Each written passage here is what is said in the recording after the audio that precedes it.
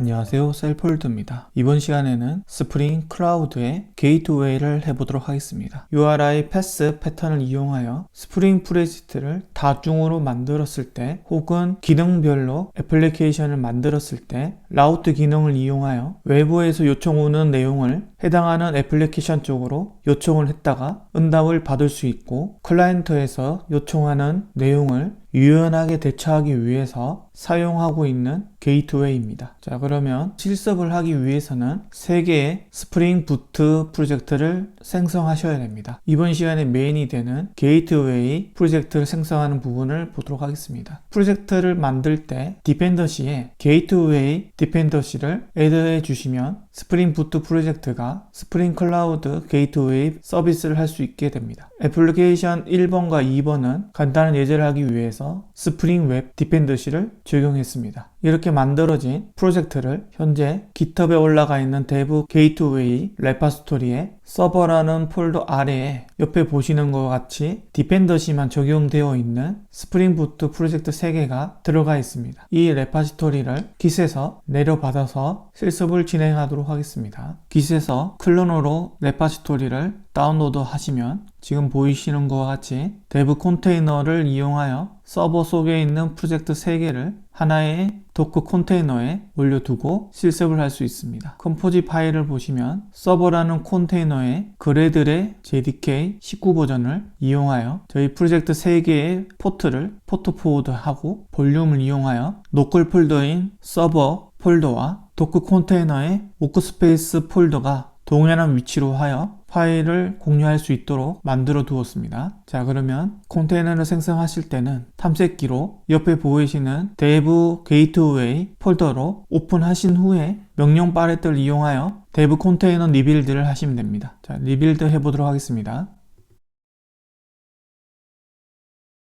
지금 보시는 것과 같이 도커 컨테이너가 생성되시고 난 다음부터는 저희 개발 환경은 스프링 부트의 3개의 프로젝트를 개발하고 실행할 수 있는 환경이 만들어지게 됩니다. 컨테이너가 실행되고 있는 상태에서는 저희 프로젝트를 스프링 부트 대시보드를 이용하여 실행해 볼 수 있습니다. 자, 우선 애플리케이션 1번과 2번을 동작할 수 있도록 컨트롤과 프로퍼티 부분을 적용시켜 보도록 하겠습니다. 리소스에 애플리케이션 YML 파일을 엽니다. 그리고 애플리케이션 2번 열겠습니다. 현재 위에는 애플리케이션 1번 YML이고 아래에 있는 건 애플리케이션 2번. 자, 우선 안에 작성되는 내용은 스프링의 애플리케이션 네임을 둘 다 동일하게 주시고 포트 번호만 1번 애플리케이션은 8081로 주고 애플리케이션 2번 쪽에는 서버의 포트를 8082번으로 정해 주도록 하겠습니다. 이 프로퍼티를 만들 때 애플리케이션 네임을 동일한 이름으로 지정해 주시면 되겠습니다. 자, 그 다음엔 컨트롤을 만들어 보도록 하겠습니다. 이번에는 컨트롤 2개의 이름을 동일한 API 컨트롤이라는 컨트롤러를 각각 만들어 주었습니다. APP 1번 쪽에는 주소가 API 1 테스트라는 주소를 가지게 하고 APP 2번 쪽에는 API 2 테스트라는 주소를 만들어 주었습니다. 자, 여기까지 만들었으면 저희 애플리케이션 1번과 2번의 설정 부분은 끝났습니다. 다음은 게이트웨이 쪽으로 가보도록 하겠습니다. 게이트웨이 쪽 애플리케이션 프로퍼티 쪽도 동일하게 애플리케이션 네임과 포트를 정의해 줍니다. 그 다음으로 클라우드 게이트웨이에 대한 설정 부분을 하셔야 되는데, 설정 방법에 대해서 간단하게 스프링 사이트의 게이트웨이 도큐멘트를 잠시 참고해 주도록 하겠습니다. 이번 시간에 실습할 내용은 게이트웨이의 라우터 부분과 필터 부분을 해보도록 하겠습니다. 자, 첫 번째로 라우터 할 수 있는 방법은 12가지 방법이 있는데 그 중에 패스 라우트를 해보도록 하겠습니다. 자, 그럼 8번인 패스 라우트를 클릭을 해 보시면 옆에 보이는 샘플 코드가 보입니다. 이 내용을 복사를 하고 저희 환경 설정 부분으로 가서 적용시켜 보도록 하겠습니다. 복사해온 내용을 붙여넣기 하신 다음에 스프링 부분을 지우시면 기본 설정은 끝났습니다. 자, 여기서 이제 몇 가지 내용을 수정을 해야 되는데 이 설정 부분을 자세히 보시면 스프링의 클라우드의 게이트웨이, 자, 여기까지는 저희가 하고자 하는 프로젝트의 이름입니다. 그러면 이 게이트웨이 기능들 중에 저희가 지금 설정하려고 하는 건 라우트입니다. 이 기능을 이용하여 라우트 기능을 할 수 있게 되고, 라우터를 여러 개를 가질 수 있게 하기 위해서 ID라는 이 부분이 각각 프로젝트마다 한 개씩 만들어 주시면 되겠습니다. ID 부분을 저희가 스프링 프로젝트의 프로퍼티에 정했던 스프링 애플리케이션 네임 부분에 이 이름을 그대로 복사를 해서 ID 쪽으로 가져오겠습니다. 그 다음에 저희가 프로젝트가 두 개이기 때문에 ID가 두 개가 생성되어야 되기 때문에 구분자로 1번과 2번을 뒤에 더 추가하도록 하겠습니다. 자, 그럼 여기 1번이라고 쓰시면 되겠죠. 1번이라고 넣었기 때문에 URI 주소는 http localhost의 8081번이 되겠습니다. 자, 조건문을 쓰는 부분인데 이 내용에는 패스에 대한 내용을 넣을 수 있습니다. 저희가 스프링의 애플리케이션의 컨트롤에서 만들었던 URL 패턴을 보시면 app 1번은 주소가 API 1번이라는 이름이 앞에 붙고 뒤에 동일한 메소드를 부를 수 있도록 만들어져 있습니다. 그렇기 때문에 패스의 내용에 API 1번 아래에 오는 여러가지 API 1번 뒤로 오는 어떤 주소든지 간에 API 1번이라고 시작하는 주소는 무조건 저희 애플리케이션 1번 프로젝트 쪽으로 갈 수 있도록 패스를 정해 주었습니다. 현재 이 ID 내용을 그대로 하나 복사를 해서 하나 더 붙여넣기 하겠습니다. 2번을 넣고 포트 번호도 2번, API 2번. 자, 이렇게 하면 두 번째 애플리케이션 설정 부분을 적용해 준 겁니다. 자, 확인해 보도록 하겠습니다. 프로퍼티 내용을 열어서 보면 포트 번호가 8082번으로 되어 있고 자바 코드로 가서 컨트롤 부분을 열어서 보시면 매핑되어 있는 앞에 주소가 API 2번으로 시작하는 주소, 동일하게 API 2번으로 시작하는 주소로 매핑을 시켜 주셨습니다. 자, 이렇게 되면 구분자를 시작하는 주소가 해당 애플리케이션 쪽으로 연결시킬 수 있도록 처리해 줍니다. 게이트웨이의 기본 설정 부분은 끝났기 때문에 한번 서비스를 올려서 테스트해 보도록 하겠습니다. 스프링 부트 대시보드에서 우선 애플리케이션 두 개를 먼저 실행해 주시고, 지금 옆에 보시면 애플리케이션 두 개가 켜지고 있는 걸 확인할 수 있습니다. 자, 애플리케이션 1번은 포트 번호가 8081번으로 시작이 되었습니다. 애플리케이션 2번은 8082번으로 스타트가 되었습니다. 자, 그러면 접속해 보도록 하겠습니다. 로컬호스트에 8081번으로 접속. 네, 1번이 접속이 되었습니다. 2번 또 한번 실행해 보도록 하겠습니다. 자, 2번 또 테스트가 끝났습니다. 자, 2번은 app 2 테스트, 1번은 app 1 테스트. 네, 정확하게 나오는 걸 확인했습니다. 자, 이번에는 게이트웨이를 실행해 보도록 하겠습니다. 게이트웨이는 8080으로 스타트가 되었습니다. 자, 그러면 8080으로 접속해 보도록 하겠습니다. 자, 게이트웨이는 웹 서비스를 하는 컨트롤이 만들어져 있지 않기 때문에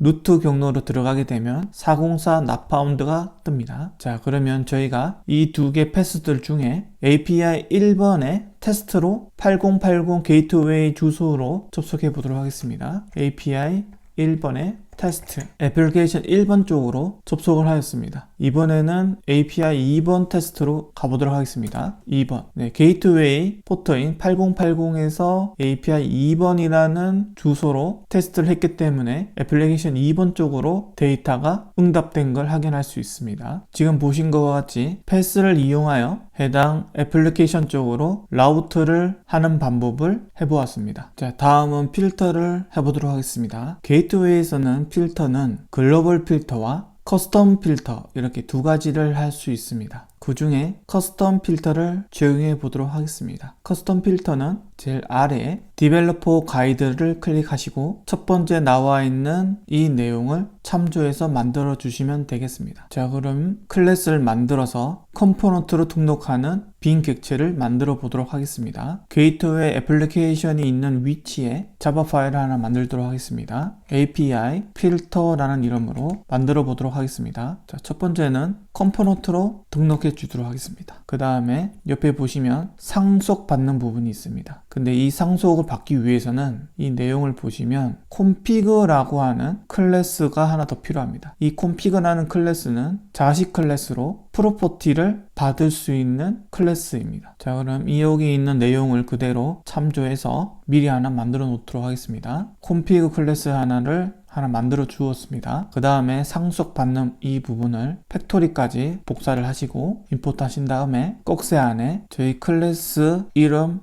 방금 전에 만든 config라고 이름을 넣어주시면 상속을 받을 수 있습니다. 그러면 여기에서 옆에 나와 있는 것과 같이 슈퍼를 이용해서 config 클래스를 받아오도록 하겠습니다. 생성자를 하나 만들도록 하겠습니다. public API filter super config class. 이제 하나 남은 건 override 된 apply라는 메소드입니다. 자, 옆에 있는 override 부분을 복사를 하시고 붙여넣기 하겠습니다. 그 다음에 import를 해주도록 하겠습니다. 자, request 부분도 import.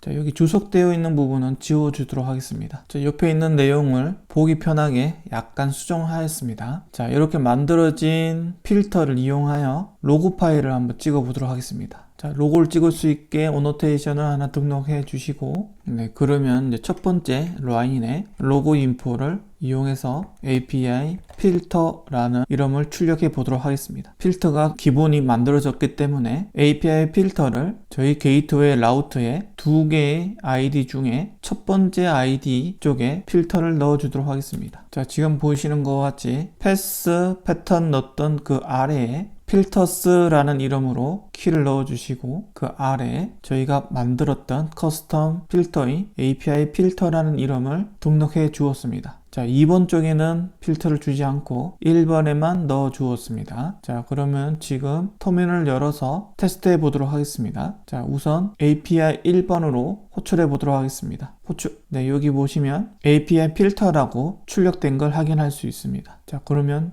2번을 한번 호출해 보도록 하겠습니다. 2번. 네, 2번을 호출을 하고 있지만 필터의 내용이 나오지 않고 있습니다. 자, 지금처럼 등록했던 ID 쪽에만 필터를 넣기 위해서 지금 보시는 것 같이 해당 라우터 쪽에만 필터를 넣어줄 수 있고 필터는 다중으로도 넣어줄 수도 있습니다. 자, 그러면 이 출력 나오는 내용을 조금 다듬어 보도록 하겠습니다. 네, 지금 보시는 코드는 EXChange 인자값을 이용해서 리퀘스트 정보와 리스폰스 정보를 받아와서 요청했을 때인지 응답했을 때인지 대한 정보를 출력할 수 있게 로그를 사용하고 그 로그가 찍혔을 때 어드레스라든지 URI, 스테이터스 출력할 수 있게 만들었습니다. 그리고 그 상태일 때마다 헤더의 정보를 출력할 수 있도록 포문을 사용하고 있습니다. 자, 그러면 여기 위에는 필터가 진입했을 때 부분이고 리턴 밑에 있는 여기 필터 부분에는 필터의 응답이 이루어질 때 동작하는 부분입니다. 자, 영역 부분을 잘 확인하시고 콘솔 로그를 한번 찍어 보도록 하겠습니다. 자, 그러면 필터는 1번 쪽에 연결시켰기 때문에 API 1번으로 요청하겠습니다. 호출. 네, 출력된 게 보여집니다. 출력한 내용을 보시면 첫 번째 API 필터 요청 부분에서 IP와 포트, 패스를 확인해 주었고 요청 때 발생한 헤더 정보를 전부 출력하고 있습니다. 그 다음에 API 1 테스트 쪽으로 갔다가 응답으로 돌아왔을 때 API 필터 응답이 출력이 되게 되고 동일하게 응답의 헤더로 값을 출력하고 있습니다. 자, 이 내용을 가지고 다양한 필터 방법을 사용해 줄 수 있습니다. 자, 이제 마지막으로 지금까지는 애플리케이션 프로퍼티 쪽에 스프링의 클라우드 게이트웨이 라우트로 해서 아이디를 등록한 패스 필터를 사용하고 있었습니다. 자, 이 내용을 자바 빈 객체로 만들어서도 제어할 수 있습니다. 여기 있는 내용을 주석을 처리하고 동일하게 코드로 만들어 보도록 하겠습니다. 자, 지금 보시는 것 같이 애플리케이션 프로퍼티의 클라우드 게이트웨이 설정 부분은 다 주석으로 막아 놓았습니다. 자, 현재 위에 있는 여기 이 부분은 저희 애플리케이션 스프링 메인 메소드가 있는 위치에 빈 객체를 만들 수 있도록 해 놓았고 이 빈 객체는 꼭 여기 말고 다른 곳에서 만들고 빈 객체로 등록할 수 있게 만들어 주셔도 상관이 없습니다. 네, 쉽게 만들기 위해서 지금은 스프링 부트 애플리케이션 메인 메소드 있는 위치 아래에다가 만들어 놓았습니다. 지금 보시는 것 같이 빈 객체로 되어 있고 라우트의 빌더 객체와 저희가 만들어 놓은 커스텀 필터 API 필터를 받아올 수 있는 상태로 만들어 놓았고, 리턴 값으로 위에서 받아온 빌더를 이용해요 라우트를 아래처럼 정의해 줄 겁니다. 자, 그러면 여기 가운데 들어갈 내용이 무엇인지 감이 오시는 분이 있을 수 있습니다. 네, 그렇습니다. 아래에 있는 ID가 있는 여기 부분입니다. 여기 부분이 하나씩 중간으로 들어가면 됩니다. 자, 그러면 이 아래에 있는 이 ID 영역에 있는 이 내용 부분을 등록해 주도록 하겠습니다. 네, 하나의 ID를 지금 하나 등록하였습니다. 자, 여기에서 첫 번째 ID 부분은 아래에 있는 이 ID 부분입니다. 그래서 이 내용을 넣어주시면 됩니다. 자, 두 번째는 패스 부분입니다. 여기 나와 있는 것처럼 패턴을 넣는 부분입니다. 자, 패턴 부분이면 여기 부분이겠죠? 패스 부분. 여기 내용을 복사해서 넣어주시면 됩니다. 자, 세 번째는 URI 부분입니다. 자, URI 부분. 네, 여기 있습니다. 여기 내용을 복사해서 붙여줍니다. 자, 마지막에는 필터 부분인데 이 필터 부분은 저희가 만들어 놓은 게 있기 때문에 필터 스펙을 이용해서 필터를 등록을 하는데, 저희가 만들어 놓은 위에 API 필터를 어플라이 시켜줄 때 저희 컴피그 부분도 필요하기 때문에 new 키워드를 이용해서 인스턴스를 생성하여 컴피그를 넣어줍니다. 자, 이렇게 하면 필터 부분이 동일하게 여기 있는 내용과 동일하게 사용할 수 있게 됩니다. 자, 그러면 두 번째 거 API 2번을 등록해 보도록 하겠습니다. 자, 2번 내용을 넣어주도록 하겠습니다. 2번은 필터가 없기 때문에 위에 있는 필터스 부분만 빠진 상태이고 나머지 부분은 동일하기 때문에 넣어보도록 하겠습니다. 자, ID 부분 복사해서 넣어주고, 그 다음은 URI 복사해서 집어넣어주고, 자, 패턴 복사해서 넣어주고, 그러면 저희가 프로퍼티에 정의해 놓았던 클라우드의 게이트웨이 라우트 부분 ID 2개 부분을 동일하게 라우트 아이디를 2개를 등록하고 빌더해서 리턴할 수 있도록 만들어 주었습니다. 자, 그러면 동작이 잘 되는지 테스트해 보도록 하겠습니다. 자, 게이트웨이 콘솔 부분입니다. 첫 번째는 1번을 실행해 보도록 하겠습니다. 1번 저희 필터가 로고가 정상적으로 잘 나오는 걸 확인했습니다. 자, 2번을 호출해 보도록 하겠습니다. 2번은 필터가 없기 때문에 옆에 게이트웨이에서는 로고는 확인할 수 없지만 애플리케이션 2번 쪽으로 이동해서 호출해 보시면 로고가 찍혀서 올라오고 하는 걸 확인할 수 있습니다. 자, 여러분들은 이렇게 빈 객체로 만들어서 등록하는 방법과 프로퍼티로 등록해서 하는 방법, 이 두 가지 중에 어떤 방법이 더 괜찮으신지는 여러분들이 한번 해보시면 좋겠습니다. 지금까지 대부 게이트웨이 부분을 코드해서 테스트해 보았습니다. GitHub 레퍼지토리에 가보시면 하단에 스프링 프로젝트에 관련된 링크 부분이 있습니다. 그 중에 클라우드 게이트웨이 독스라고 하는 이 링크에 가서 여기 1번부터 22번까지 있는 내용들 중에 여러분들이 필요한 부분을 조금 전에 보신 것과 같이 테스트해 보시면서 필요한 부분을 구축해 보시면 좋겠습니다. 지금까지 스프링 클라우드 게이트웨이 실습해 보았습니다. 고생하셨습니다.